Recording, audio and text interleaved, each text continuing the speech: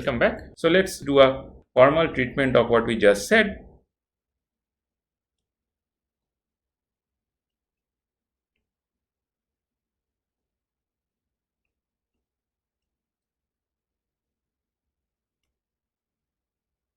So this is Vi, this is K minus 1 R, this is R, this is V naught. Okay, and let's say we have RL here.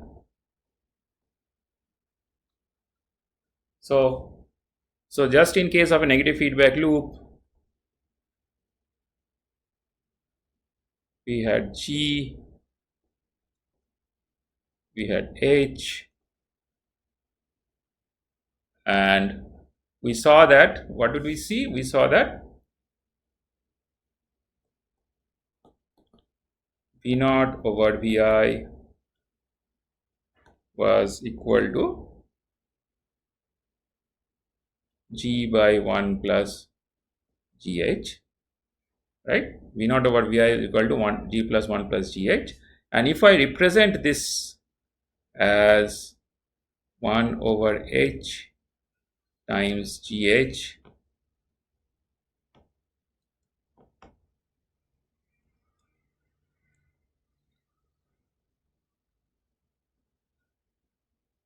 by 1 plus GH, right? So we see that this stuff in the numerator and denominator, that is, which is multiplied by GH and GH, right, which is essentially GH, this is often called loop gain, right? GH is often called loop gain, and loop gain is a property of the loop, right? So loop gain is a property of the loop. And how do we figure out what is loop gain, right? How do we figure out what is loop gain? So from this structure, from this structure, you can see that in order to figure out the loop gain, what should we do? We should, to figure out, find loop gain. So this loop gain is also often called L. Okay, so to find loop gain L, right, we can essentially do this. We can desensitize input, de-energize input, right? So this input goes to 0. Okay. Number 2 is break the loop anywhere, right? So I can break the loop. Let's say I break it here, right?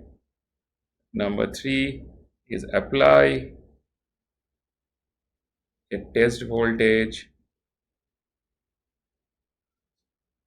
or current, but in our case we are doing everything in voltage domain, so we are let's stick to voltage.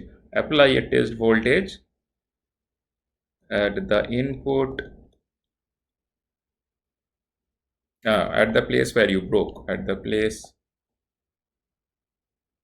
of break point, and preferably in the direction of signal flow.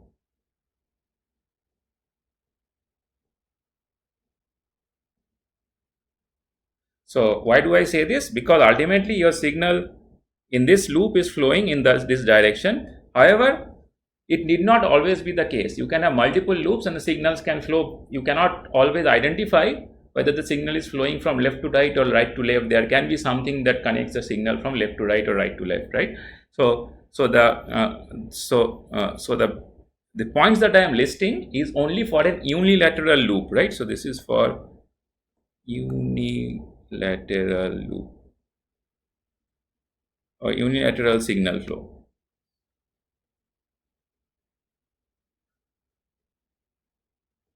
Where its own signal is going from only one direction to another. If things go in other, if you have multiple loops or if you have multiple current directions, then things can be slightly different. Okay, so we should keep that in mind. But for the purpose of this course, this is good enough.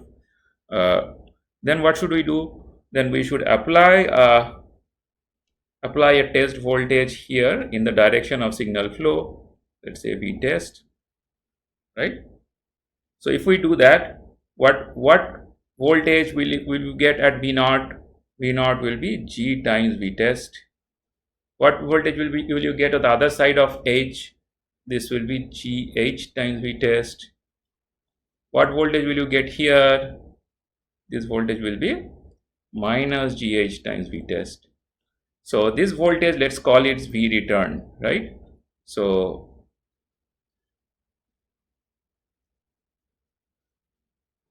and observe the return voltage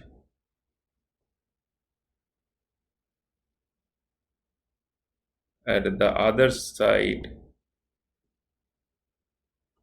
of the breakpoint, right? So what is this return voltage? Let's call this V. If this voltage we call it as V test, this voltage let's call it V return. So what is V return? In the signal flow graph, our V return becomes minus GH times V test, or in other words, V return, or in other words, GH or loop gain is equal to minus V return by V test. Okay, so ultimately what we want, so if GH or L or minus V return over V test is much greater than 1, then V naught over Vi is almost equal to 1 over H, right? In this case, 1 over H. Or if I have to write it more rigorously, I should write limiting value of V naught over Vi when GH tends to infinity is limiting value of 1 over H GH by 1 plus GH, which is equal to 1 over H. Okay, fine. So how does it make sense in our structure? In our structure, what is the loop gain?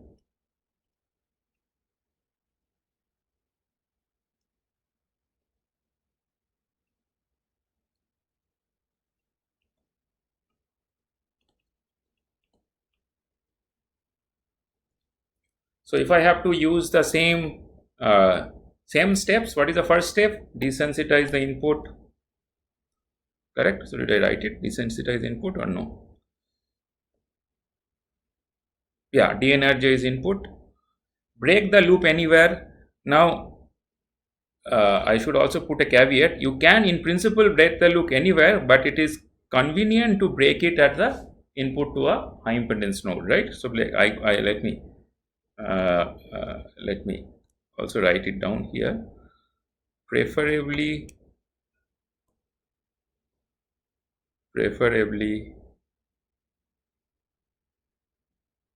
at the input of amplifier, right? Because you are not drawing any current, right? So by breaking the loop there, you are not disturbing the loop operation to some extent, right? So let's break the loop here and apply a test voltage, and this voltage will be V return. Okay,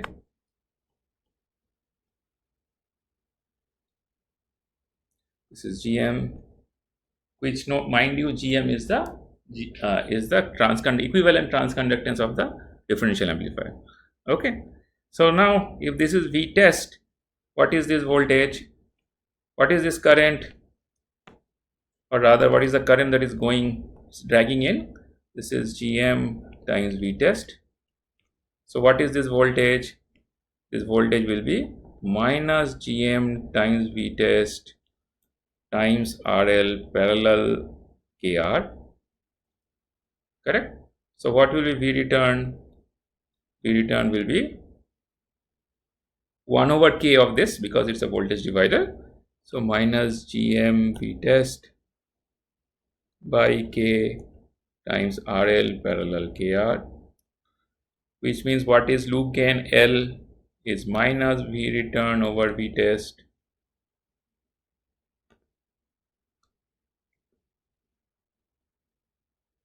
which is GM by K times RL parallel KR, right? So in order for our loop to work properly, right? So to have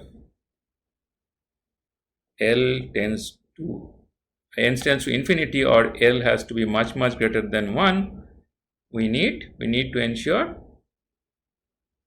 GM over K times RL parallel KR is much greater than, right? So if we can ensure this, we are good. But if RL, for example, if RL is much less than, if RL is much less than KR, but if RL is much less than KR and GM RL by K is not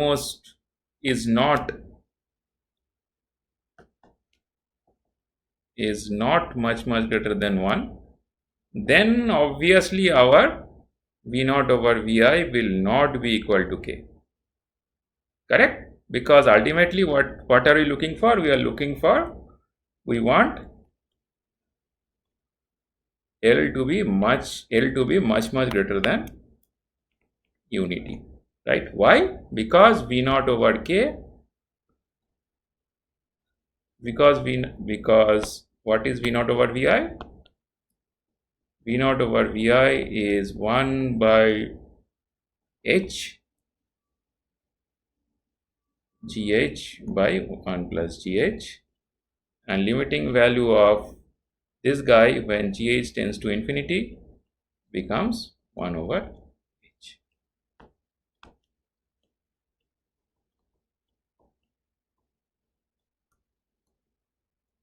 Okay, so in our case, L is equal to GM times RL parallel GM by K times RL parallel KR, right?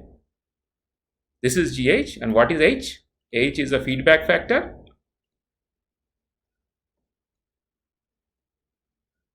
And how do you ascertain what is H experimentally?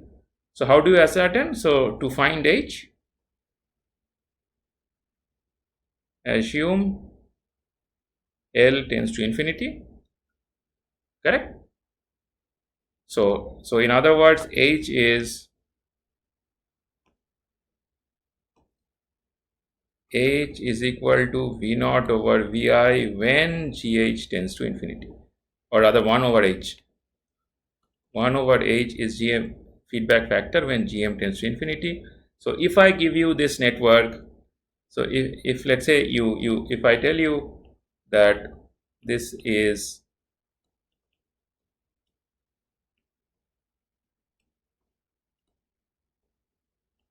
a network Vi, and let's say this is 50 ohm, or rather 50k, so this is 10 kilo ohm, this is 10 kilo ohm. What do you think is H? Find H. What will be H? So what is H? H is, so this is GM. H is limiting value of V naught over Vi when L tends to infinity, right? So what is loop gain? How do you figure out loop gain? We know that loop gain is proportional to GM, right? Because that's everything gets multiplied by GM moment you go through the loop. So to find H, so set GM to infinity, correct? And then do our calculations. If GM tends to infinity, what happens? Right? So this is V naught, this is V naught, this is what? This is V naught by 2, correct? It goes to a voltage divider, right? So what is this current? This current is, this I is what? I is GM times Vi minus V naught over 2, correct? Where is this I going? This I is going and creating a voltage, going into the two resistances, 10 kilo ohm and 10 kilo ohm, which are in series, right? So V naught is essentially I times 20 kilo ohm. So this is V naught is Gm times Vi minus V naught over 2 times 20 kilo ohm, right?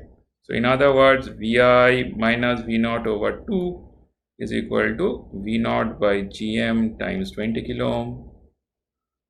Now limiting value of this guy when Gm tends to infinity is what? This is 0, which means what? Which means V naught is equal to twice Vi, correct? So which means what is H? Oh, I made a mistake, sorry. So this is 1 over H. So what is H? So H is, therefore H is 1 over, correct? So to find H, you set the error amplifier, whatever is the amplification factor, right, proportional to. In this case, the transconductance is corresponds to the amplifier. So you set Gm to infinity and you find out V naught over Vi. Whatever you get is 1 over H, right? So in order to find loop gain, what should you do? You break the loop, desensitize the input, and you apply a test voltage and see whatever comes back. The ratio of whatever comes back to whatever test voltage you applied, negative of that becomes the loop gain. So in order to figure out the whole structure of negative feedback loop, you need two things. You need to find out loop gain and you need to find out H.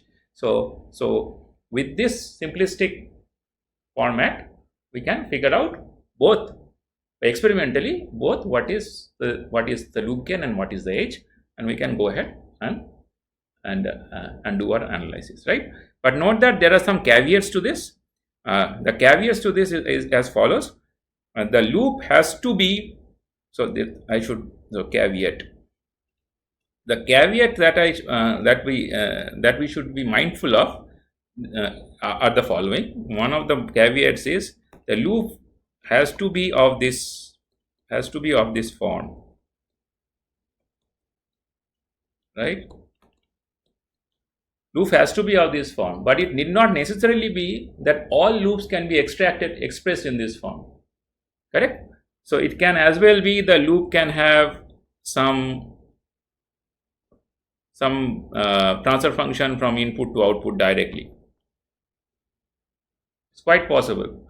It need not necessarily be that the loop is unilateral, right? So it's quite possible that there is a signal flow from output to input, right? So if these are the cases, it need not necessarily be the input impedance of at the point that you are breaking is infinity, right? So if these are the cases, right, so we'll have strictly speaking, the structure that we talked about or the signal flow that we talked about will not work, right? However, if we are smart enough and identify a part of the loop where the signal flow is kind of unilateral, right, then we can probably break the loop there and apply a test voltage. And for most low frequency applications, unless you are going to like few gigahertz, for most low frequency applications, this is sufficient, right? So caveat is methodology.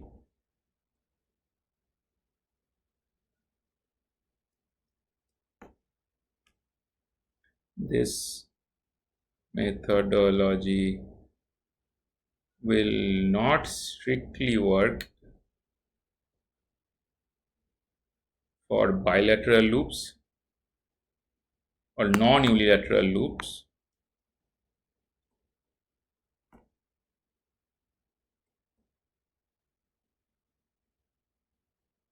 and also for signal flow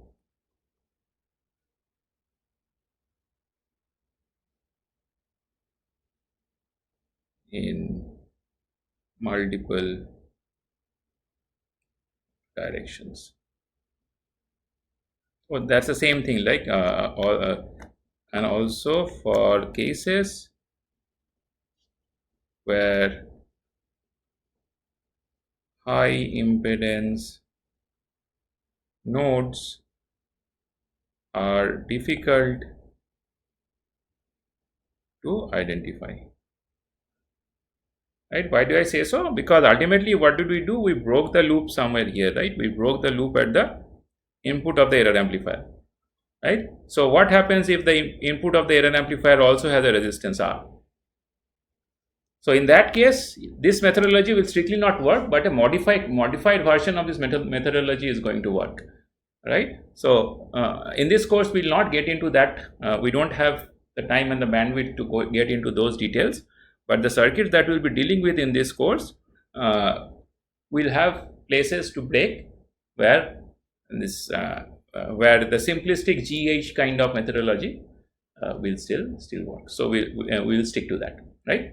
Okay.